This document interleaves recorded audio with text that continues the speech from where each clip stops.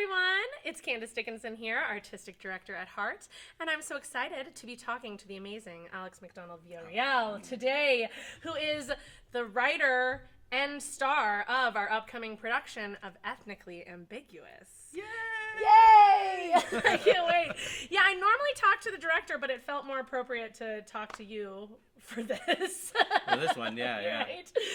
So we're going to get into it. First, how we start off always is how this got into our 2026 studio season, and it was a huge journey. So let's talk about, how did this come to be here today? Well, Ethnically Ambiguous started as just like a short piece to be written for the 369 Play Festival with Different Strokes.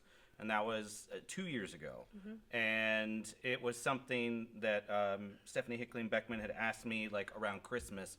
She's like, I liked what you said last year in our talkbacks. You're telling some personal stories. How do you feel about writing some of those and just telling those stories? And I was like, okay, yeah, sure. And at first it just started, I was like, this is just going to be filler. This is just something that just to help, get to the next play or whatever. So I just started writing some of those stories that I had talked about. And it was just about, being brown and times being pulled over and different instances where people would read my ID and be like, Jeremy Alexander McDonald, and then they let me go. And they said, just be confused. Yeah. And so it started there, and I kind of okay, well, let's branch out from just that. How did that affect me growing up? What was it like growing up with my dad, who's white and proudly a redneck, and my mom, who's Chicana, who grew up in Texas, in Dallas, mm-hmm. but also had her own struggles with, you can't seem Hispanic, you can't look Hispanic, mm-hmm. you can't sound Hispanic until she moved to San Antonio. So I was like, okay, well, let's tell a little bit of their story so you know who I am and where I get my stuff from. And it grew until we were getting to one of our first rehearsals, and one of the other people who were doing a play had done a 45-minute piece the year before, and she was like, yeah, that was 18 pages. And I was like, you only had 18 pages? I'm at 20 pages. I should stop. Oh my gosh. And yeah, I was like, oh no. I was like, okay, we'll stop. And so I got it down to 45 minutes. And then when I performed it, it went on for 2 weeks, and by the end of the 2 weeks, it had gotten up to an hour, because it's it's you're telling your personal story, so it's you're adding it just to keeps it. You add to it, it grows a little bit, but the reaction was the surprise, mm-hmm. because when I finally did it, the surprise was it was a standing ovation, and I was the middle performance out of 5, and I was like, oh, I'm number 3. We still have shows to go. Don't stand and clap now. There's more coming. And then they're like, we're gonna move you to the end. And I was like, okay. And then people would reach out after the show. They'd be like, you need to apply for grants, turn this mm-hmm. into a full one-man show. Mm-hmm. And I was like, okay. I mean, sure. And Stephanie helped me with that. She pointed out different organizations in the area that do that, and the Haywood Arts Council. Yes. Is who I ended up applying with, and I got the full grant to produce the play into a full one-man show, and that was that next fall. So, mm-hmm. about last fall. Not this past fall, but the one before is when I applied, and then I got it, mm-hmm. and then that's when I started reaching out, and because I was like, all right, Steph, now what? She's like, talk to people. It's yours. You figure gotta it out. Perform it now. Yeah, go do it. Talk to people that you know. And so I was like, Yeah. okay, I'll reach out to Candice. Yeah. And you sent me the little recording you had from 369, and I immediately was like, yes, because I had the same reaction those people did. And yeah, so then you premiered it here in September of this last year. We just did 2 performances, so I know some of you have probably already seen this. And it was so great though, and I didn't feel like enough people saw it. And so I wanted to do a second full run of it here, a 2-weekend run. Yeah. And so that's kind of how it got here. But yeah, I mean, really amazing success so far. And something else that was incredible that happened in between all that. So he had his premiere here in September, and then won a Broadway World Award for his performance that premiered here at HART. So this show is an award. You're looking at an award-winning actor here, ladies I did a thing. I have a credit. There's no trophy. There's no piece of paper. So they were like, millennial. but you won. Yeah, Good for exactly. you. Best solo performance for Broadway World Charlotte. Yes. Like the regional award. So I was like, that's awesome. And I was It's like, awesome. You should be really that's proud. cool. And I was like, oh yeah, that was really cool. Oh, So man. obviously the show is about you, without giving too much away, because I mean, you know, the best way to find out what it's about is just to come see it. But tell us a little bit of a synopsis. What can they expect when they come and see the show? Well, it's like about the times when you just kind of stop and you kind of think about the things that have happened in your life that got you to this point. What happened to me in real life as I was making this, like I was just trying to write stories, there was a traumatic event that happened to my mom, and it kind of shifted my focus to where I kind of focused on our relationship, and then like what does it look like when you lose a parent? How do you feel? What do you look back on? What did they give you? How did they make you who you are?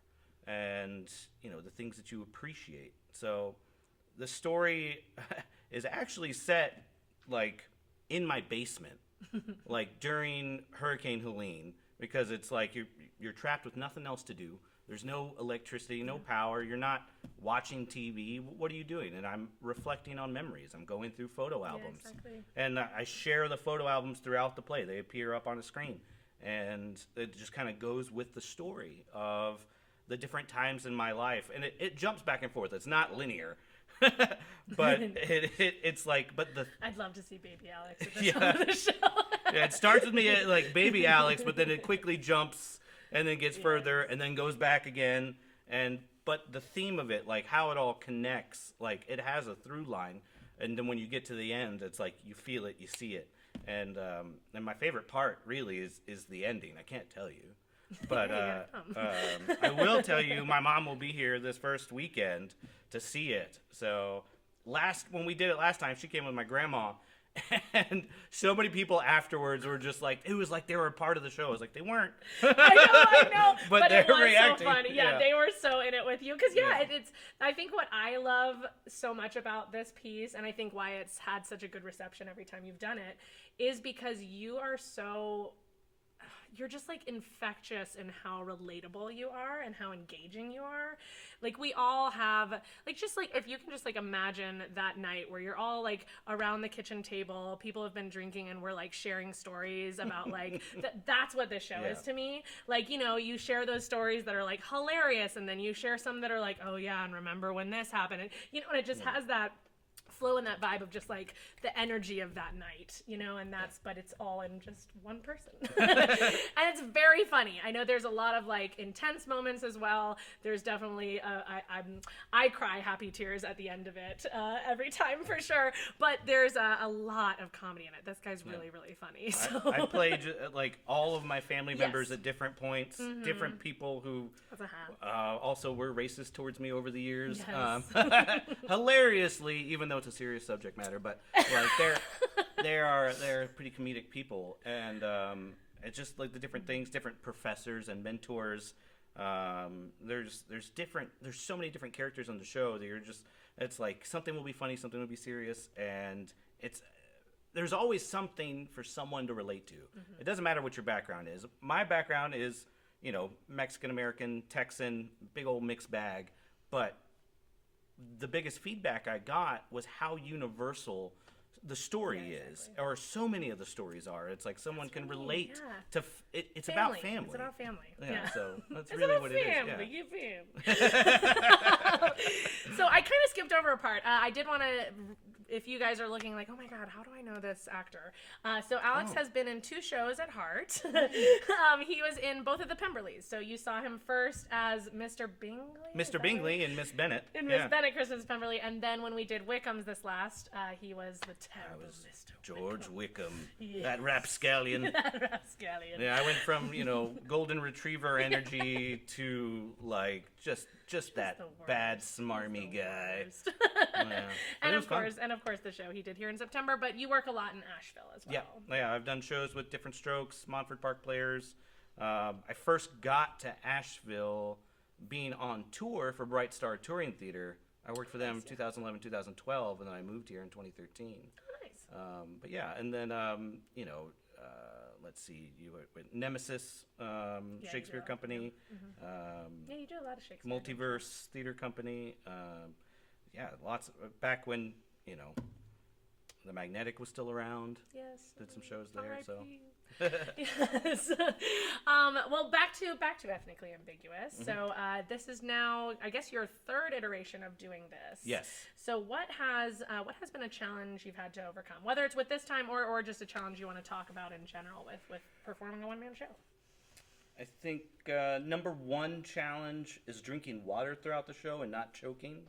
I did learn if I do choke, I will turn my back to the audience and you'll have to pat my back for me. Let's see. I love that's the challenge. Oh, come on, that's real. Yeah. It's like because you don't get to leave the stage like you would in another show where someone takes over, you get off stage, you have a sip of something, to, and you keep take going. care of yourself. No, I'm there the whole time. So that's you're probably right, the challenge. And you're right, because you don't want the energy to drop, but you also don't want to not have water. Yeah, and it's like I gotta talk a lot. I gotta drink my water. I don't want to burp in your face either. Like things that I gotta think about and control. Okay, good. But I guess other things. I mean, restaging is always different. So it's always a different space. So in September, I was very blessed to be able to be in the Fangmeyer, and now I'm right here in the studio, and it's a smaller space, but if I'm able to take this on tour, that's probably the spaces I'll have and things like that. So being flexible with my staging and making sure that I can still utilize the space, how do I ground myself in it? I think that's the biggest challenge jumping from space is one, how did I make it bigger? And two, now how do I go back to making it a little smaller? Yeah, exactly. Make sure I'm not getting too wild with my arms, not hitting the audience. And it is. I don't think you've performed in here, but I hear actors all the time. It is so different performing in the Factor studio because you can see everyone all the time, which I think is actually great for this show because you do so much relating to the audience. But yeah, just a warning: opening night, you may feel more nerves than you felt in a They're little like, while. wait a minute. That's okay. That means all of you are a part of the show now. Yes, exactly. So we're in it together. Yeah, Morgan's right off camera over there, and I remember you saying that about the Valentine's Day Cabaret last year. She was like, I've never been this nervous. Why I'm this nervous? I feel it too. Well, the first time I did the show, someone who was in the Pemberleys with me, Aaron Ibarra, he was a part of the cast for the 369 Play Festival. So he sat on stage with a few other people, and they were with me. And so it's as I was telling the story, I'd kind of turn to them for reactions and things. I'd get their reaction and be like, oh yeah. And so it's the same feeling of probably that first iteration is going to come back a little bit to where I'll be able to play with y'all more. Yeah. And just getting your reactions. And honestly, that's one of my favorite things as an actor. I tell a story of how I went to study Shakespeare in England, but one thing I don't say in there is one of my favorite moments and that made me learn something in performing Shakespeare, because I saw the RSC, the Royal Shakespeare Company, got to do Much Ado About Nothing. And the actor playing Benedict came out for one of his soliloquies, and he's talking about how he's trying to write poetry for Beatrice, and he's like, I can't even rhyme. I'm rhyming cat with dog or book or something that doesn't rhyme at all. And there's this little old man in the front row who's just oh. And everybody heard him. And Benedict's on stage going, I know. And it was one of those things where it kind of broke the idea of what Shakespeare was to me. It's oh, you can still interact with the audience. It's he's not saying Shakespeare's words, but that's how it really was. You interacted with the audience. And so I loved that. So when I did a lot of Shakespeare growing up and getting to this point, it's I've done that a lot. So when I get to share my own story, it's I love playing with the audience. So if you're there, just be ready. I'll talk to you. No, not like that. Don't play the fight music. Sorry, yeah, exactly. That's one of my favorite parts. Well, you just kind of said about interacting as one of your favorite parts, but I wanted to ask, what has been your favorite part, either in the show or of the process for this piece? Favorite part of the process. I mean, that's a hard question. It's tough because it's honestly doing the show with an audience was the most important thing when I got the full show, because doing it with my stage manager, my director, the people who helped me with tech, like they'd see little bits and they'd laugh at things. But when I actually had an audience, it completely changed everything. Certain parts of the show. Yeah, like it was just like, oh, the flow of it completely. It's like there's certain things that are funny that I didn't know were funny. Yeah. And then like other parts where it's like, how do I include you? It's like, what's stopping you from following with me? Yeah. That's such a great point too that I don't know if like audience thinks about sometimes is like, especially in a one-person show, really your scene partner is the audience. I mean, you don't have anyone but yourself up there. I mean, sometimes you're playing with yourself, different characters, but like really they are the missing piece, and you don't. And it's weird because normally, you get to work with your scene partner in a play the whole time, but this, you don't get your scene partner till opening night. Yeah, that's the tough part. Yeah, and it's one of those things. Like I loved watching The White Chip with Paul, and Aaron and Matt. Like, but Paul has that ability to play with the audience like so well. Yes, and Aaron does too. And it's like Aaron and Matt start in the audience, but it's like they don't get to play as much as Paul does with the audience. And it was one of those things where, like, he has this natural ability just to react. Like, if he hears anybody, he is right there with you, like, connected. It was a different show every night. He was doing all sorts of... But it's the same feeling. It's the same reaction where it's like, when you know the piece so well, and it's like, I mean, this is my life story. It's like, like, if I need to stop and react to something, I will, and then pick right back up. And even I have to ask you, it's like, where were we? Yeah. It's like, I will. That's so great. Well, if we haven't sold it enough to the audience, why should they come and see you in Ethnically Ambiguous here at HART?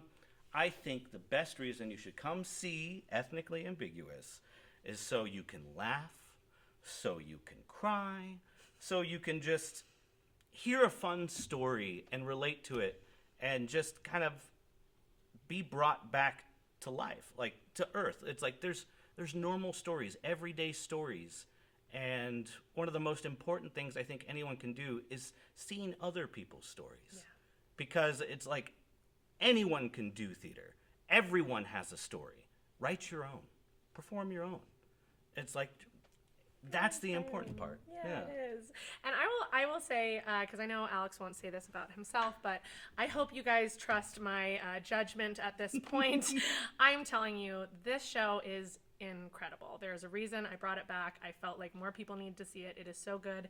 And this is one of the best actors we have in this region. He's incredible, and you guys need to see him. So that's why I think you should come. It's a freaking good show with a freaking good actor, okay? Yeah. So Listen, I don't know the dates. Do you know the dates for this show, March 20th through the 29th. This guy knows when he's performing. Friday the 20th and Saturday the 21st at 7:30. Thank you. Do it all. Sunday at 2. 2, yeah. Sunday at 2. And then the following weekend, so let's see. 27, 28, 7:30. It's Friday, Saturday. Thank you. 29th, Sunday, the final show, 2 o'clock. Thank you so much. You can do it.